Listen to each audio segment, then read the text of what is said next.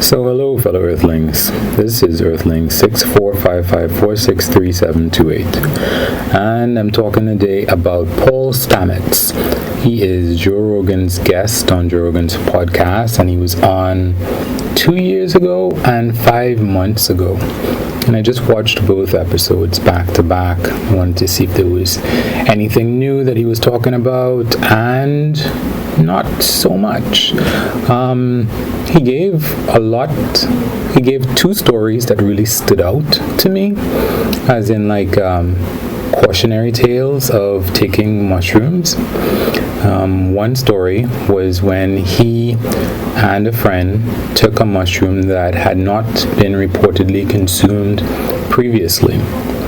By the time they realized the effect that the mushroom was having on them, unfortunately, they were standing up in a Winnebago campground surrounded by people trying to get into their car, and he was repeatedly dropping his camera onto the ground and picking it up and dropping it on the ground and picking it up over and over and over again. Apparently, this is one of the side effects of taking this particular mushroom.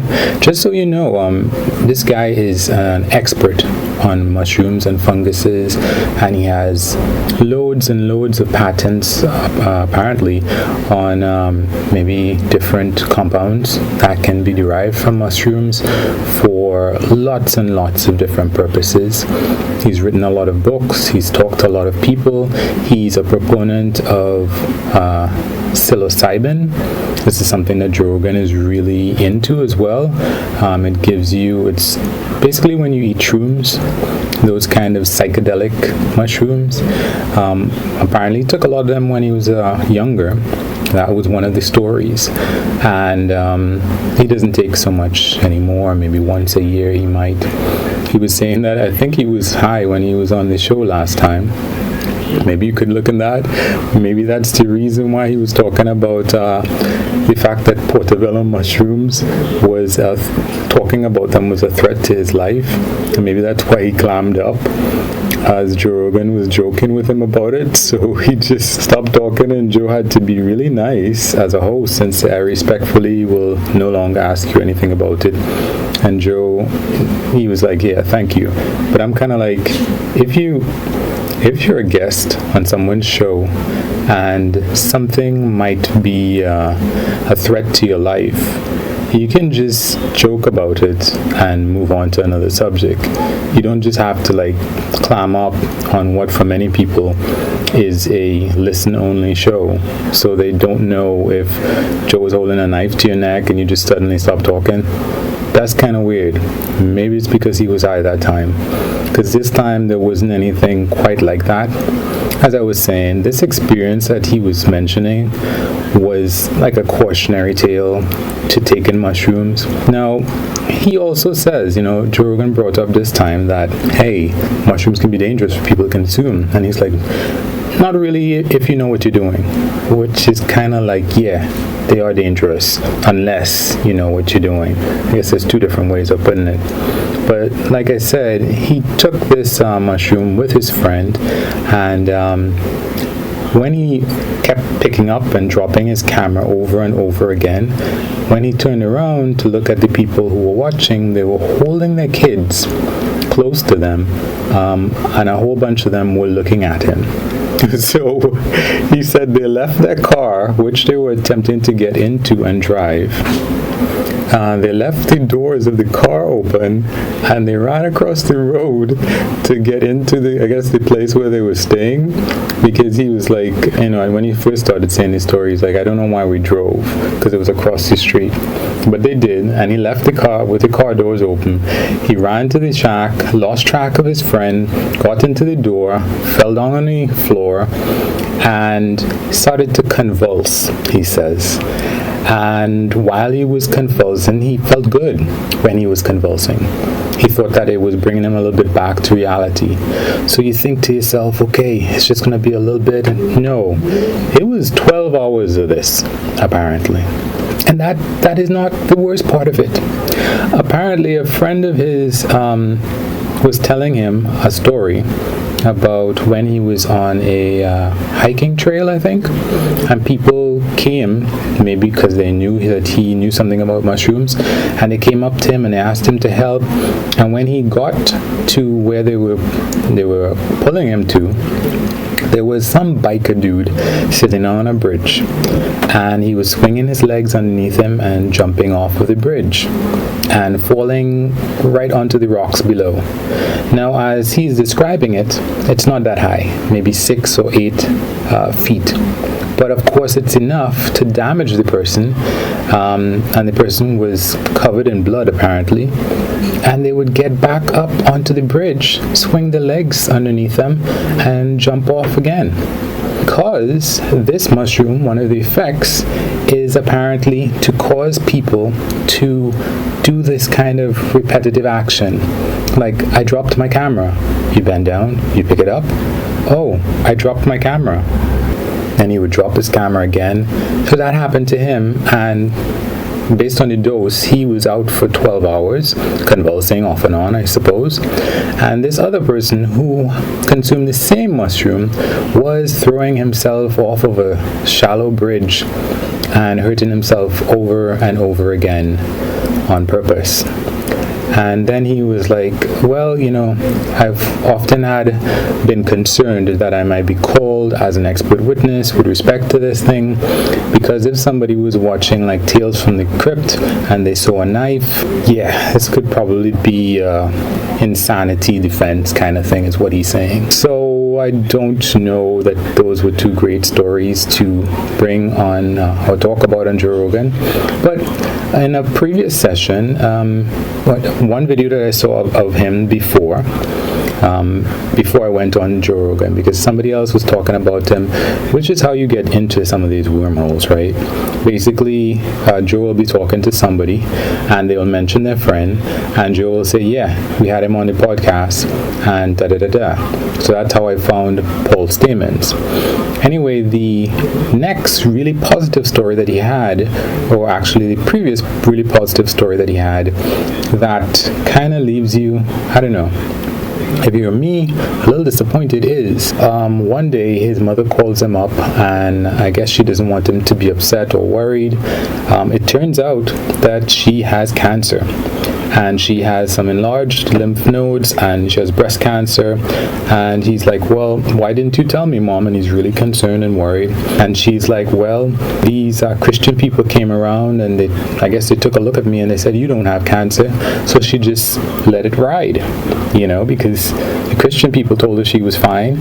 So now, when it's really, horrible, she goes ahead and I guess goes to the doctor, and they decide it's cancer, and now she's calling him. Now she's 84 years old. Apparently she is reacting poorly to some of the medicine, chemo that they're giving her, and basically they're telling her, listen, you lived a long life and there's not much that we can do for you. So I think between him and her, I guess they're asking the doctor, is there anything that we can do? And the doctor says, well, they're doing some clinical trials with turkey tail mushrooms. Apparently they're supposed to help with the efficacy, how well a particular drug treatment works.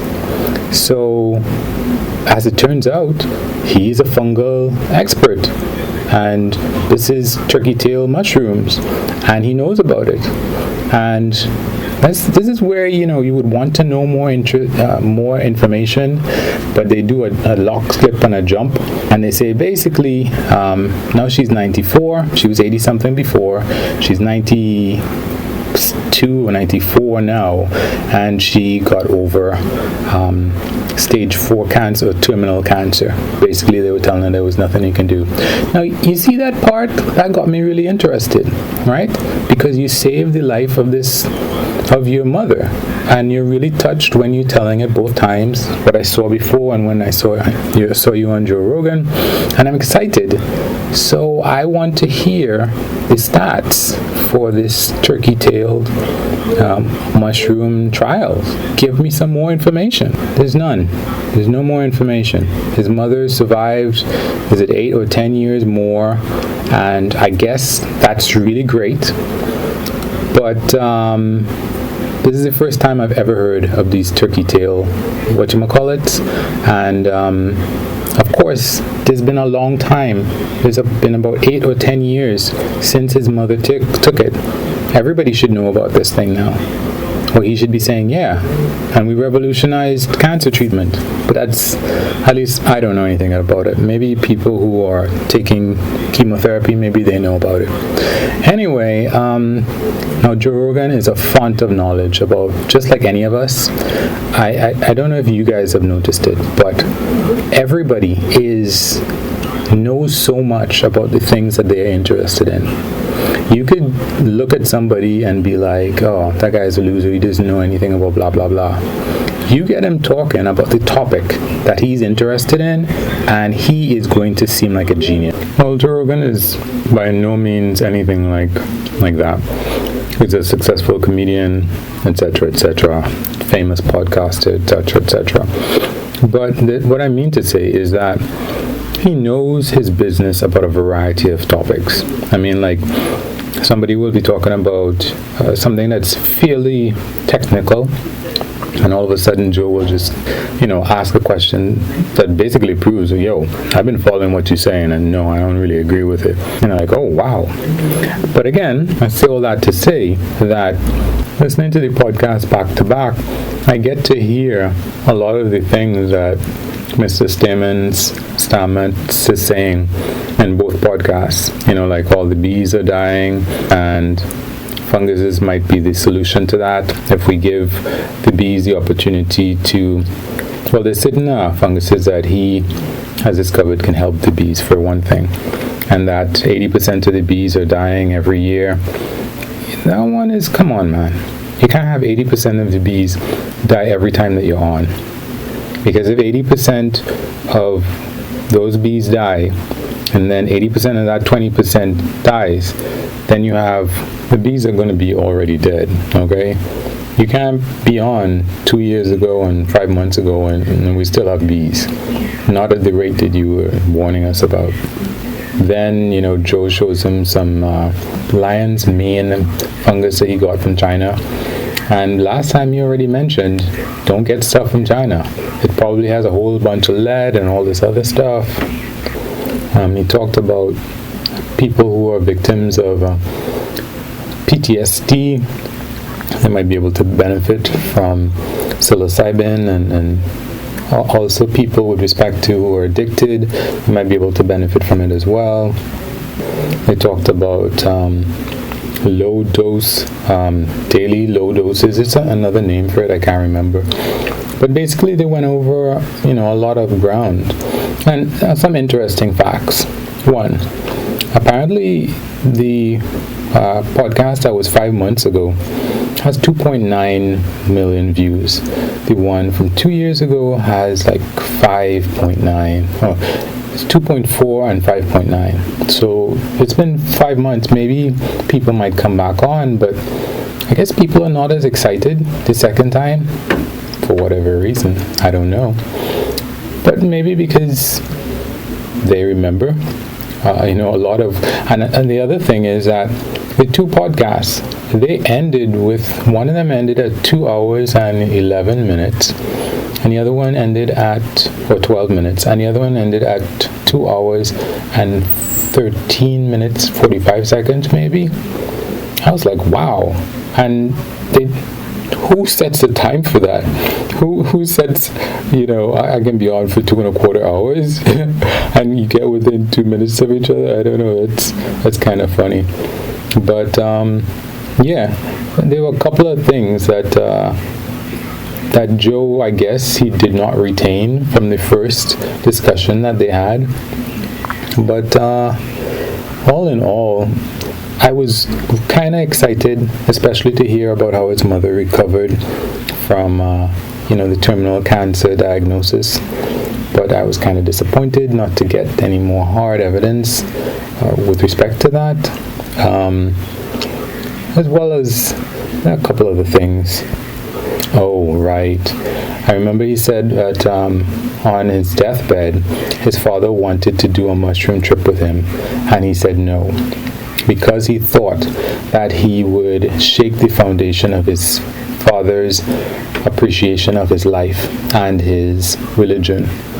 And he did not want to do that because, I guess he didn't want to have that effect on his father. And it seems like he regrets it because he's been in situations where there have been 3 generations, grandparent, parent, and 18-year-old, and they've all been in each other's presence when they've done mushrooms, and they feel like after the experience there's no reason for any of them to ever have any problems with each other. And between him and Joe, they were like, that's what psychedelics do for you. They change you as a human being, and then you reevaluate your life, and you want to get out of the rat race and all this other stuff. But I'm sorry, Joe is just a normal guy. They talked about trolls, and they're like, trolls just want to break stuff down. I'm sorry, maybe the exact definition of a troll is to go and attack the person, or maybe a troll is just like, somebody who's teasing people. That's really my appreciation of it. There, 2 people will be talking about save the rainforest, and the trolls will jump in the middle and say, burn that down, it's useless, we need to build some malls there and whatever. That seems like a troll, but that also seems like, a little brother jumping in on his brother and friend's game and just messing things up and laughing and running off. That's like the adult version of that. I can completely understand that. We know that the world is not exactly the best place and things need to change, but anyway, I'm rambling a little bit too long. So you can wish me luck. So you can like, unlike, comment, share, and or subscribe. Peace.